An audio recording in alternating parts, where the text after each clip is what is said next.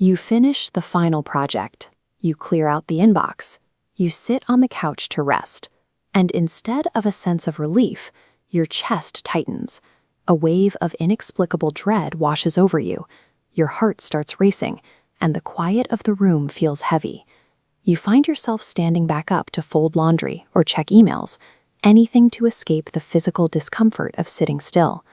We usually categorize this drive as ambition. Society rewards the person who cannot stop moving, labeling their inability to rest as a superior work ethic or professional dedication. This reaction is known as relaxation-induced anxiety. It is a physiological survival mechanism that overrides your conscious desire to take a break. When the outward tasks disappear, the brain is forced to confront a surge of internal vulnerability. A packed schedule acts as a high-frequency barrier, keeping those overwhelming feelings at a manageable distance. This creates the pattern of toxic productivity. It develops when the nervous system has been conditioned to interpret stillness, even in a safe room, as a precursor to danger. For many high-achieving people, the constant hustle functions as a trauma response. It is a biological strategy designed to outrun the internal distress that surfaces the moment the work stops. This process starts deep below your conscious thoughts.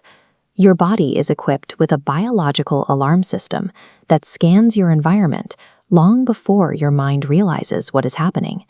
Neuroscientists call this neuroception.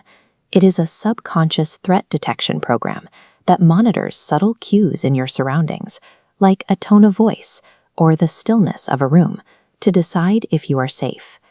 In unpredictable environments, the brain's threat centers become oversensitized, locking the stress hormone cycle into an unbroken loop. This broken radar floods the body with cortisol and adrenaline, creating a baseline where being on high alert feels like the only safe way to exist. If this state is so exhausting, it raises a logical question. Why does the brain keep the alarm on even when you are objectively safe at home? A study from Penn State points to contrast avoidance theory.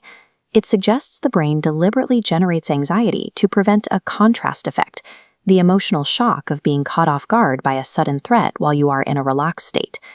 Maintaining chronic stress feels safer than risking a sharp emotional drop. Your nervous system keeps you perpetually braced for impact to ensure you are never surprised by a crisis. Polyvagal theory maps survival states on a ladder. The top tier is the mammalian state for safety and connection. The middle is the sympathetic state, the high-energy mobilization of fight or flight. The bottom tier is the dorsal vagal state, an ancient response of total shutdown.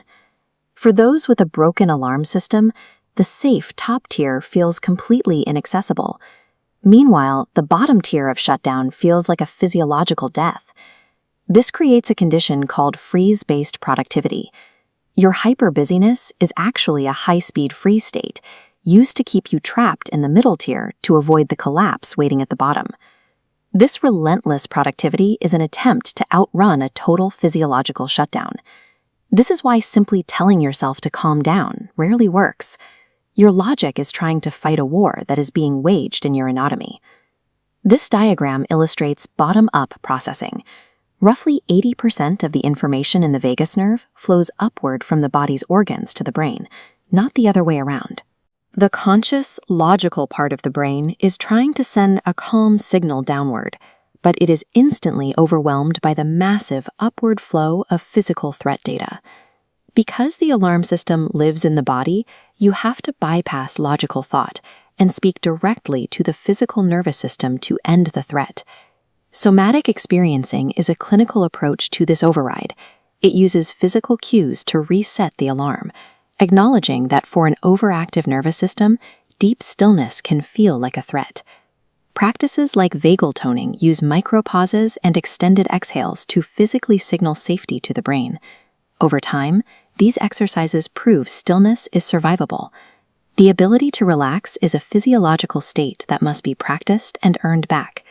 When you feel the guilt of being unable to rest, recognize that true recovery is a biological process of convincing your body the war is over.